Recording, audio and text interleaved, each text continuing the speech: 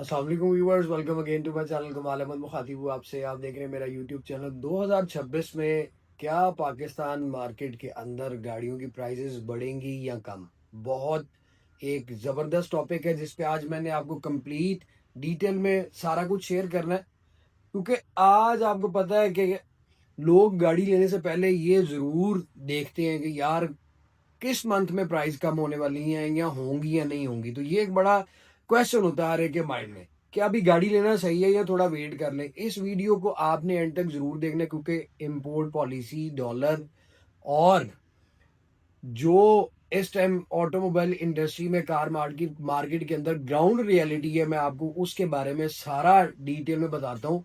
अगर आपने अभी तक कमालदार व्लॉग को सब्सक्राइब नहीं किया हुआ तो कमालदार व्लॉग को सब्सक्राइब कर लीजिए, जाकर बेल आइकन ऑल पे प्रेस कीजिए ताकि मेरी सारी नोटिफिकेशन आप तक पहुंचे। क्योंकि बहुत से दोस्त अक्सर मुझे कहते हैं कि यार गाड़ियों अब देख, वीडियो मेरी 6 माह पहले की होती है और वो देख रहे होते हैं रिसेंटली। इसलिए मैं आप लोगों को कहता हूँ कि यार आप जो है वो बेल आइकन ऑल पे प्रेस किया करें। तो भाई, डॉलर रेट का असर मार्केट पे क्या इफेक्ट करता है, ये वो सवाल है या ये वो बात है जो बहुत अहम है। क्या रीजन है? क्योंकि देखिए, ब्रांड कोई भी है, चाहे वो कोरियन का किया है, हुंडई है, टोयोटा है, होंडा है, सुजुकी है, कुछ ना कुछ पार्ट जो है वो इंपोर्ट किया जाता है। डॉलर का रेट जब मार्केट के अंदर ऊपर जाएगा, मार्केट क्रैश करेगी, हर चीज महंगी होगी, गाड़ियों की प्राइस भी फिर महंगी होती हैं, क्योंकि उसका मेन लिंक ही डॉलर के साथ होता है। तो पाकिस्तान में ऑलमोस्ट हर गाड़ी का कुछ ना कुछ इंपोर्ट होता है, चाहे वो जापानीज है चाहे वो लोकल है। अगर डॉलर का रेट स्टेबल रहेगा तो आपकी गाड़ी, मार्केट के अंदर गाड़ी की प्राइस जो वो भी स्टेबल रहेगी। जैसे ही रेट डिस्टर्ब होगा तो डेफिनेटली हर चीज जो है वो खराब होती है। और आजकल अगर आप देखें तो पैसा तो हमारा वैसे ही डिवैल्यू हुआ हुआ है, लेकिन फिर भी अगर डॉलर का रेट देखें तो कुछ टाइम से स्टेबल है। 280, 278, 277 इसके इन बिटवीन चल रहा है। मगर ये तो भाई गवर्नमेंट को ही पता है, यहाँ जो उससे भी ऊपर है, क्योंकि सारा लिंक आपको पता है आईएमएफ के साथ है। बहुत सी बातें, फिर वो बातें लंबी हो जाती हैं। मेन तो हमने इस पर डिस्कस करनी है। मार्केट के अंदर आपका डॉलर मुस्तहकम अगर उसका रेट रहता है तो हर चीज सेट रहेगी। जब आप कोई चीज खा बहुत अगर नॉर्मल भी मटेरियल हो गाड़ी का, उसको भी इंपोर्ट करेंगे तो डॉलर अगर बढ़ा हुआ होगा तो भाई डेफिनेटली वो प्राइस उसकी बढ़ेगी। उसके बाद आ जाता है इंपोर्ट पॉलिसी और ड्यूटीज। गवर्नमेंट की इंपोर्ट पॉलिसी, आपको पता है रिसेंटली पाकिस्तान के अंदर चाइना को बहुत हाई लेवल पे प्रमोट किया गया। चाइना को क्या किया गया? इलेक्ट्रिक व्हीकल को प्रमोट किया गया। कुछ हद तक आने वाले, अगर मैं आगे फ्यूचर में देखूं तो इलेक्ट्रिक गाड़ियां हैं। बाहर के मुल्कों में भी अगर हम देखें तो यार बहुत से मुल्कों में इलेक्ट्रिक कार्स चल रही हैं। टेस्ला हो गया, BYD हो गया, और बहुत कंट्रीज ऐसी हैं जहां पे ये गाड़ियों के अलावा को गाड़ी लोग पसंद ही नहीं करते। मगर हमारे मुल्क में सिनेरियो थोड़ा डिफरेंट है। वो क्या है? उसका प्रॉब्लम सबसे बड़ा ये है कि यहाँ पे इंफ्रास्ट्रक्चर जो है इलेक्ट्रिक का, उसको चार्ज करने के यहाँ पे यूनिट नहीं है। कुछ अरसा पहले मैंने ही अपने चैनल के तवज्जो से आप लोगों को बताया था कि चाइना 3 लाख यूनिट इलेक्ट्रिक के जो लगाने वाला है, पंप जिसको आप बोलते हैं। मगर वल्लाह आलम क्या हुआ, वो प्रोजेक्ट भी जो है वो कॉन्ट्रैक्ट भी कैंसिल हो गया। फिर अभी रिसेंटली सुना गया है कि BYD बहुत हाई लेवल पे जो है वो कोलैबोरेट करके और मोटरवे पर इस्लामाबाद में बड़े सिटीज में वो प्लांट लगाने वाला है, लेकिन अभी तक कुछ ऐसा दिख नहीं रहा। तो गाड़ियां तो बेशुमार आ रही हैं, और गवर्नमेंट की पॉलिसी भी आप देखें तो जब गवर्नमेंट पॉलिसी ठीक रखेगी इंपोर्ट की, और मैं यहाँ पे बताता चलूं कि गाड़ियों की प्राइस स्टेबल रहती ही तब है जब एक तरह से मार्केट में हर चीज को मेंटेन रखा जाए।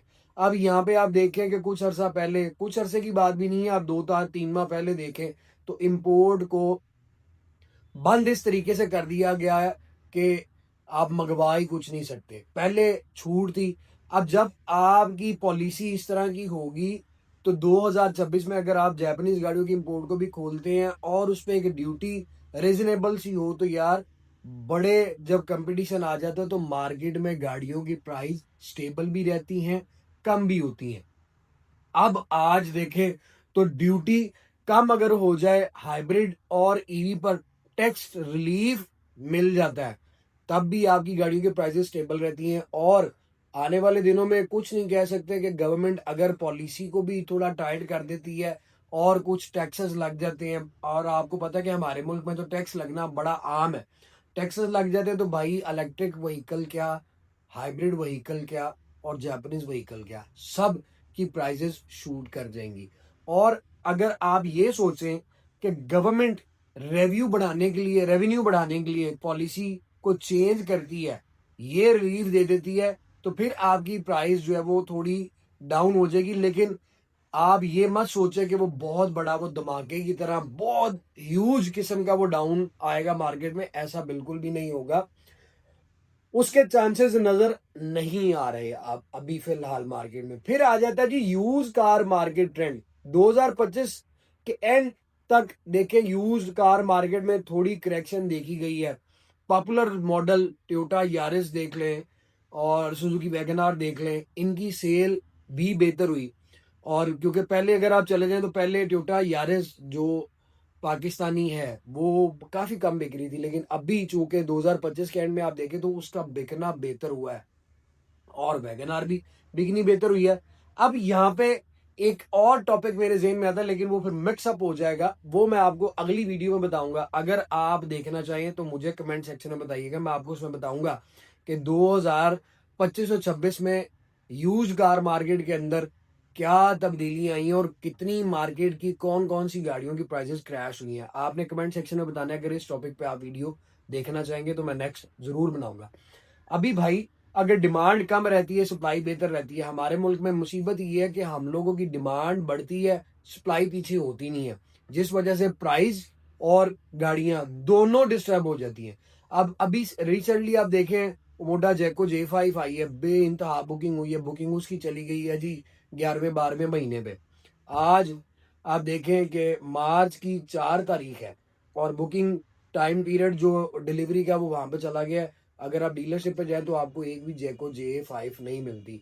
यहाँ पे बहुत से क्वेश्चन उठते हैं, आया आपने बुकिंग करवाई है, क्या आपको ऑन टाइम गाड़ी मिलेगी? निषाद ग्रुप वाले जिस तरह हुंडई को उन्होंने मेंटेन रखा हुआ है, क्या जैको J5, क्योंकि J7 तो अवेलेबल है, J5 की बात कर रहा हूँ, J5 को वो उस तरह से डिलीवर कर पाएंगे? कमेंट सेक्शन में बताएं आपकी क्या ओपिनियन है, आपकी क्या राय है कि निषाद ग्रुप वाला इसको मेंटेन रख सकेगा कि नहीं।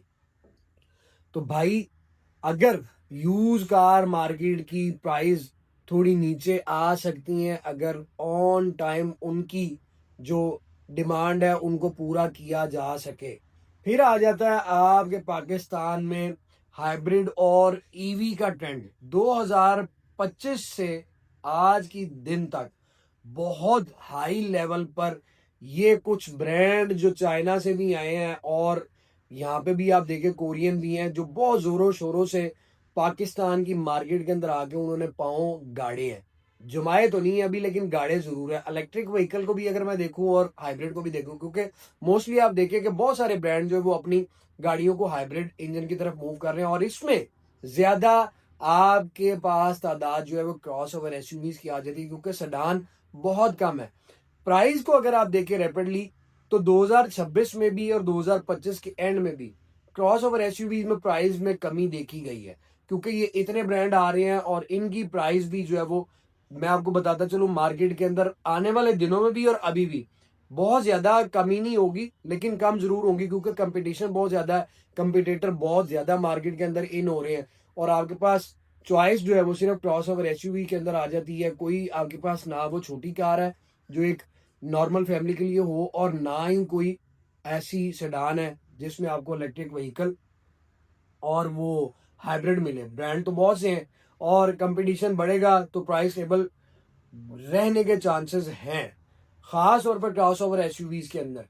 इसके बाद भाई मेरे, मैं अपना अगर आपको जो है वो फाइनल प्रोडिक्शन दूं तो मेरे ख्याल से पाकिस्तान के अंदर एंट्री लेवल कार जो है वो थोड़ी सी इंक्रीज उनकी पॉसिबल हो सकती है। उसके बाद 1300 से 1500 सीसी गाड़ियों में भी अगर देखें तो उनकी प्राइस भी आपको बढ़ सकती है, मोस्टली सेडान, क्योंकि आपके पास पाकिस्तान के अंदर सेडान के ऑप्शन में, पेट्रोल में, या टोयोटा या होंडा, इसके अलावा तीसरा ब्रांड नहीं है जो आपको ये इंजन सीसी देता है। फिर आ जाती है आपके पास कंपटीशन की वजह से स्टेबल या स्लाइटली डिक्रीज, वो आ जाती है आपकी हाइब्रिड और ईवी व्हीकल्स, और उसमें मैंने आपको पहले बता दिया कि क्रॉस ओवर एसयूवीज है। अब यहाँ पे इनकी प्राइस स्टेबल रहेंगी या डिक्रीज होंगी। अगर गवर्नमेंट टैक्स लगाती है या कोई और पॉलिसी चेंज करती है तो डेफिनेटली इनकी प्राइसेस ऊपर जाएंगी। और अगर ये कोई हमारे मुल्क में नया टैक्स लागू नहीं किया जाता, ना इंपोर्ट पॉलिसी को कुछ और तरीके से उसको बढ़ाया जाता, तो फिर मैं समझता हूँ कि कुछ हद तक इनकी प्राइस डिक्रीज होंगी। और आप ओवरऑल अगर देखें तो 2026 में गाड़ी खरीदना, देखें अगर तो आपकी ज़रूरत, यहाँ पे मैं आपको बताता चलूँ, ज़रूरत बहुत लाजम है कि आपने गाड़ी खरीदनी ही खरीदनी है, तो फिर आप गाड़ी खरीद सकते हैं। और अगर आपने लॉन्ग टर्म के लिए या उसको चेंज ऑप्शन के लिए खरीदना है या इन्वेस्टमेंट पॉइंट ऑफ व्यू से खरीदना है, तो फिर आपको थोड़ा वेट कर लेना चाहिए, क्योंकि पाकिस्तान में आपको पता है कि अभी तो ये स्टार्ट है, मार्केट स्टेबल, नए ब्रांड जो है वो चौथे पांचवें महीने में डिलीवरियां देना स्टार्ट करते हैं। फिर गाड़ियां जब रोड पे आती हैं तो पता चलता है कि कौन सी गाड़ी स्टेबल है, मार्केट में पाँव जमाएगी, मार्केट में अपनी प्राइस स्टेबल रखेगी या नहीं। थोड़ा सा वेट करें, और अगर आपको गाड़ी खरीदनी है तो फिर उस पर पूरा होमवर्क करके देन आप स्टेप उठाइएगा। मगर मेरी रिकमेंडेशन ये है कि किसी ऐसे ब्रांड पर अपने पैसे इन्वेस्ट मत करना जो भी नया आया है, क्योंकि अगर आपको फॉरेन बेचना पड़ गया तो भाई नए ब्रांड में अभी बहुत सारे सवालात मार्केट के अंदर उठने वाले हैं। क्योंकि मैं आपको जो एनालिसिस देता हूँ, मैं मार्केट को देखकर बताता हूँ, या मेरे माइंड के अंदर जो सोच चल रही होती है मैं आप लोगों से वो शेयर करता हूँ। हो सकता है कि मैं किसी जगह पर गलत भी हूँ, क्योंकि इंसान हूँ, कोई वो परफेक्ट तो नहीं हूँ, 100% तो नहीं हूँ। अगर मेरे में कोई चीज़ आप देखते हैं कि यार कमाल साहब आप ये यूं नहीं यूं, तो आप मुझे गाइड किया करें। और यहाँ पे मैं आपको एक और रिक्वेस्ट भी करना चाहूँ कि आपसे भी गलतियां हो सकती हैं, मुझसे भी हो सकती हैं, गलतियों को सुधारा करें, लेकिन अल्फाज का चुनाव ऐसा रखा करें कि ना मुझे फील हो ना आपको। बहुत से मेरे प्यारे भाई मेरे लिए रिस्पेक्टेबल हैं, वो आते हैं, यार अल्लाह की रहमत ही है कि वो लफ्ज भी इस तरह के यूज करेंगे, मुखातिब भी इस तरह करेंगे जिस तरह पता नहीं मैं एक इंसान नहीं हूं। तो मुझे आपकी, आप मोहब्बत भी उसी तरह से करते हैं, लेकिन आपका यूं मुखातिब करना मुझे थोड़ा सा जो है ना वो फील होता है।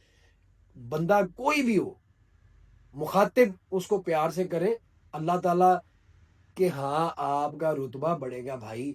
किसी को इज्जत देंगे तो अल्लाह ताला ऑटोमेटिकली आपकी इज्जत में भी इजाफा करेगा। तो ये सिर्फ मैं उन भाइयों के लिए कह रहा हूँ जो आते साथ ही इस तरह से मुखातिब करते हैं जिस तरह भाई मैं इंसान नहीं, मैं शायद को पता नहीं कौन सी मखलूक हूँ। आपको मैंने बता दिया, अगर अभी आपने गाड़ी लेनी है तो आपके पास फिर ये है। आप मुझे बताएं आपका क्या ख्याल है, आपके दिमाग में क्या चल रहा है, 2026 में प्राइसेस बढ़ेंगी या कम होंगी? कमेंट सेक्शन में अपने नाम के साथ मुझे कमेंट्स कीजिए। अपनी दुआओं में याद रखिए, जल्द मुलाकात होगी। Thank you so very much, take care, अल्लाह हाफिज।